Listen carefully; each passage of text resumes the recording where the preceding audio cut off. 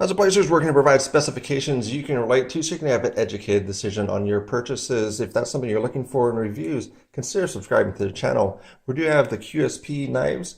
That is the better knife, better life is their slogan. And then did pick up some mineral oil as well. So as far as the testing, as far as the uh, Blue Lube versus the KPL, and we're going to actually try mineral oil by request from some of the viewers there. These two knives are going to be different uses for a knife. The Phoenix is down here, and then this is the Erised 1. So that's going to be the fixed blade that's going to be coming out. So I don't believe it's on the market yet within the States. You can pick up this one available at multiple locations for this one here. So this one is going to be one that's very beefy. So as far as the knife goes, the liners are really very large. The blade thickness is very good. It's actually just a solid built knife for this one here. And then the other one is going to be a little bit different because most fixed blades, at least in my mentality, on a fixed blade would be something that's going to be more hard use. This is a little bit more decorative. So this is actually one that has a fully embossed sheath for it. Also for the knife itself, it does have quite a bit of difference as far as the look of it. Like as you can open this up, and then you're going to have mosaic pins here. And you can also have this very shiny blade. So this is going to be the one here that you're going to have here. So you can see just about everything there. As far as the look of it, it just super polished for this thing. So as far as a fixed blade goes, I would expect it to be a little bit, I don't know, it seems more of a decorative piece than actually a user for this one here. So that's a little bit different as far as, I guess, use-wise, as far as what you're going to use this type of knife for. We're going to look at a little bit of comparison for some of the other ones. Actually, we'll open this one back up to be able to see this one here. And we'll put this one down there as well to see what that looks like. So we're going to go run about for some of the random ones that we do have. So like the Stuttgart Ossis. And also they do have a new blade out called the Ledge. So if you want to pick that up, they're available on Kickstarter. It's going to be actually a slip joint. So I ordered some, and then they have basically red, black, and brown. So it's like $25 if you do pick it up, if it didn't run out yet. So it's a pretty decent deal for that. Also going to have the full-size Griptilian. One is an Ox, which is kind of not really many people talk about this one. But this one has a pretty good as far as the liner thickness as well. And then it does have the thumb disc.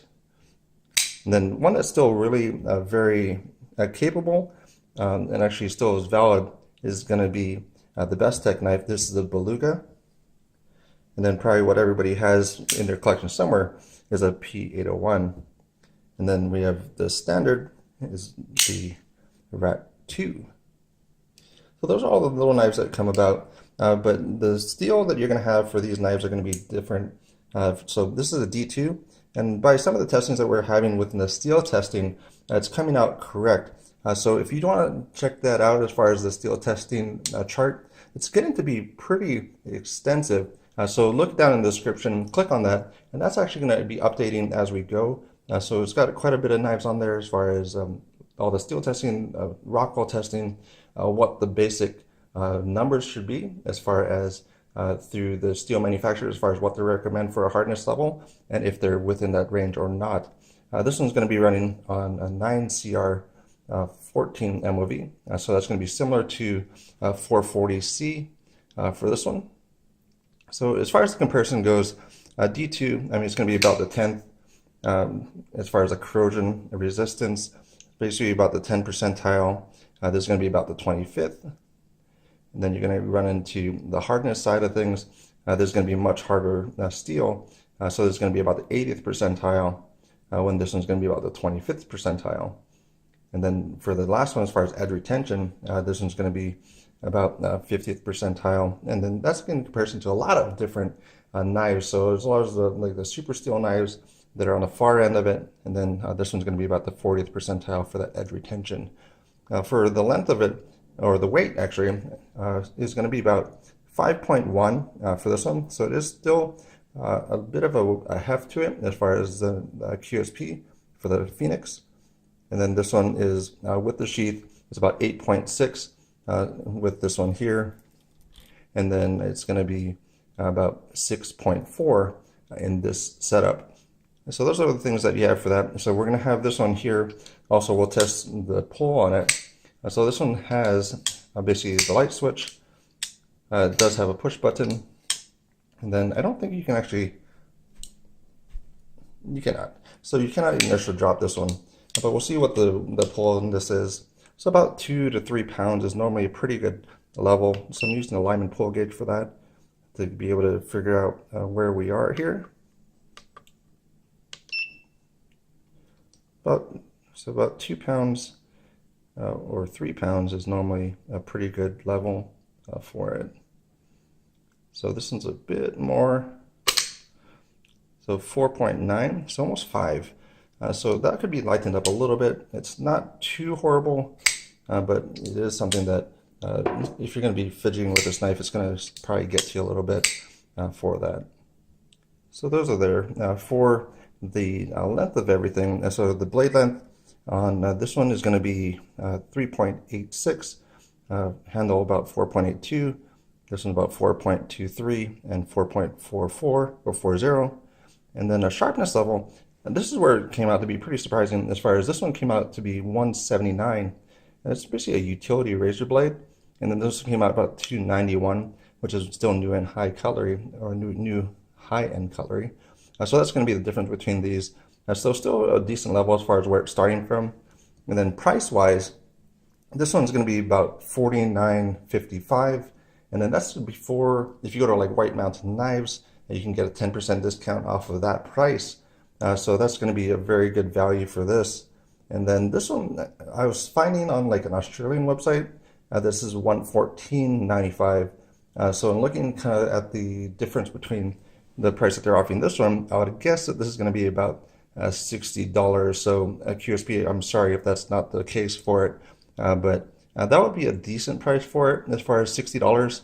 But it's still going to be kind of difficult to swallow on some of that, but because I think it's just going to be a little bit more of a display piece. So you can kind of see as far as those mosaic pins there. And then also there's a part right at the base of this handle. So some fit and finish issues. So you can kind of see right at the base here, it actually has a crack. So they're actually not flushed up. So there's a piece of the wood that broke off on that when they're putting it together or sanding it down for that final finish. So those are some of the things that are kind of missing from it.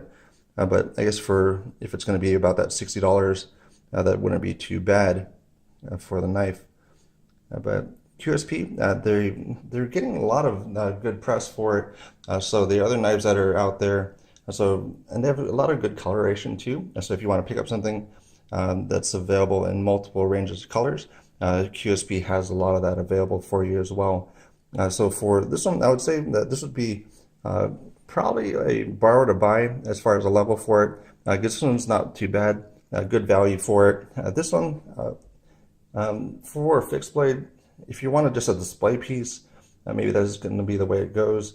But this polish edge, I mean, if I don't have a lot of fixed blades, but if I'm going to have a fixed blade, I mean, I would probably want to use it more, and then I would feel bad about marring up that polished surface. So, but check out the pricing on those when this one comes out for the Erised 1 and then the Phoenix.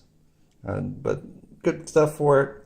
QSP is out there, so check out some of the pricing, some of the comparisons on the other ones. But their steel testing is coming out accurate, so that's something that you can have confidence in, that they're going to be offering you a product that is accurate and correct. And then as well as this one is it is nice in hand, but it is more of a display piece in my opinion, because I also don't know how much this is going to hold up as far as what type of material this is, because some of the sites said it was Kydex, but it seems like a kind of a leatherish type of feel to it. There's the QSP logo right there. But let me know as far as the comments down below as far as what you think. Do you have any QSP knives? And also, if you don't, are any of these going to be the ones that you're going to pick up? So thanks again for your time, and let me know in the comments down below.